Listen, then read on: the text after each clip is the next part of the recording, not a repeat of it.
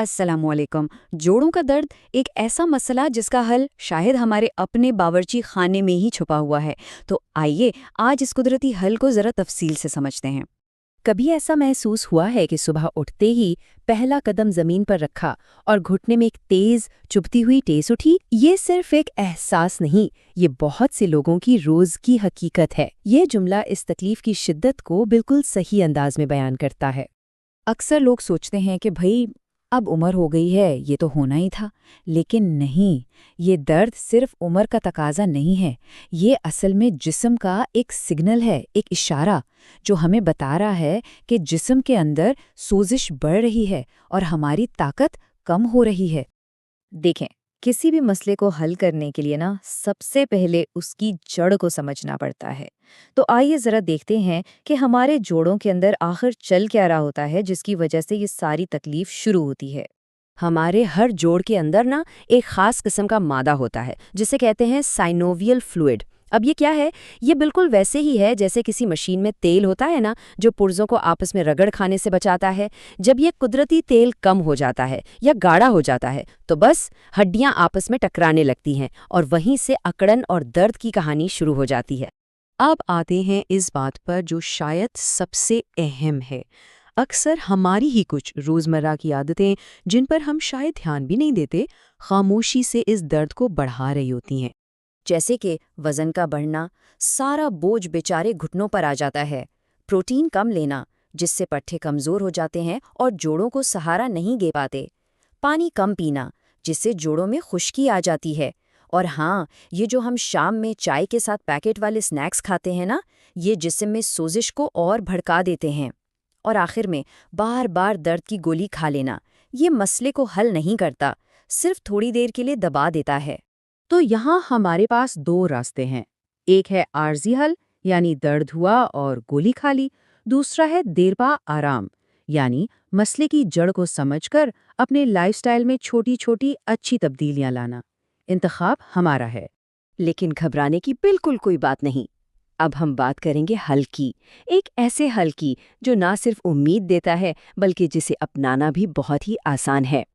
تو آخر وہ کیا چیز ہے جو ہمارے باورچی خانے میں ہی موجود ہے اور اس تکلیف سے نجات دلانے میں اتنی مددگار ثابت ہو سکتی ہے؟ کوئی اندازہ؟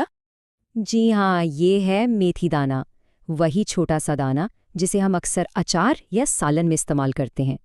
یہ اپنے اندر صحت کا ایک پورا خزانہ چھپائے ہوئے ہے۔ اچھا، اب سوال یہ ہے کہ میتھی دانہ ہی کیوں؟ دیکھیں، اس میں دو کمال کی باتیں ہیں۔ ایک تو یہ کہ اس میں قدرتی طور پر ایسے اجزاء موجود ہیں جو جسم کے اندر کی سوزش کو کم کرتے ہیں، اور دوسری بات یہ کہ یہ بلڈ شوگر کو بھی کنٹرول میں رکھتا ہے، اور جب شوگر کنٹرول میں ہونا تو سوزش ویسے ہی کم ہو جاتی ہے، تو مطلب فائدہ ڈبل ہو گیا۔ لیکن یہاں ایک بہت بہت ضروری بات سمجھنے والی ہے۔ صرف یہ جان لینا کہ میتھی دانہ استعمال کرنا ہے کافی نہیں ہے، اسے استعمال کیسے کرنا ہے، صحیح طریقہ کیا ہے، یہ اس سے بھی زیادہ اہم ہے تاکہ فائدہ ہو، نقصان نہ ہو۔ اکثر لوگ کیا غلطی کرتے ہیں، وہ پہلے ہی دن بہت زیادہ استعمال کر لیتے ہیں، یہ سوچ کر کہ جلدی آرام آئے گا۔ نتیجہ کیا ہوتا ہے؟ معدے میں جلن شروع ہو جاتی ہے اور وہ اسے چھوڑ دیتے ہیں۔ یاد رکھیں، اصل کمال اعتدال میں ہے، صحیح مقدار میں ہے۔ تو چلے میں آپ کو دو سب سے محفوظ اور بہترین طریقے بتاتا ہوں۔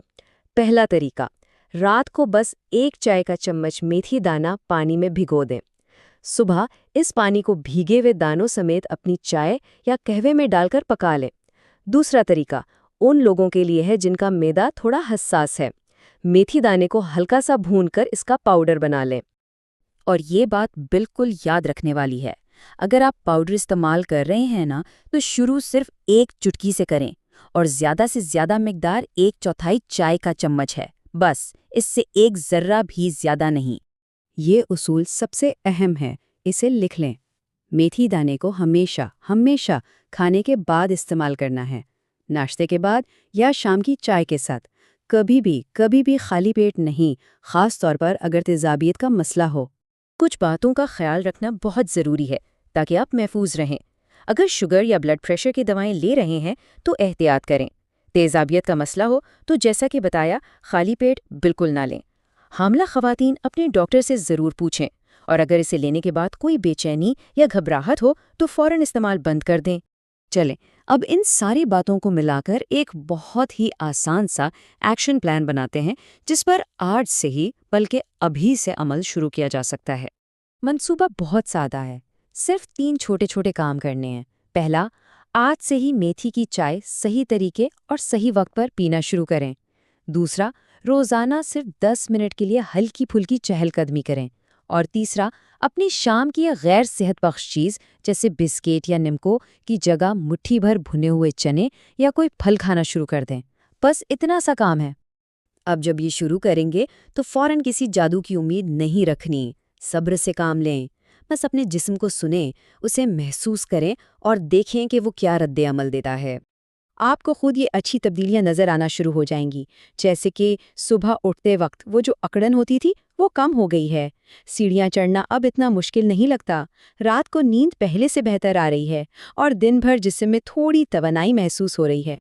یہ سمجھنا بہت ضروری ہے کہ ہمارا مقصد کوئی جادوئی گولی ڈھونڈنا نہیں ہے، اصل مقصد ہے جسم کے بگڑے ہوئے توازن کو واپس لانا۔ صحت کی دنیا کا سب سے بڑا اصول ہی اعتدال یعنی بیلنس ہے۔ تو یاد رکھیں، اصل تندرستی بڑی بڑی مشکل تبدیلیوں میں نہیں بلکہ چھوٹی چھوٹی مستقل اور اچھی عادتوں میں چھپی ہے۔ اللہ ہم سب کو صحت، سکون اور آسانیاں عطا فرمائے، آمین۔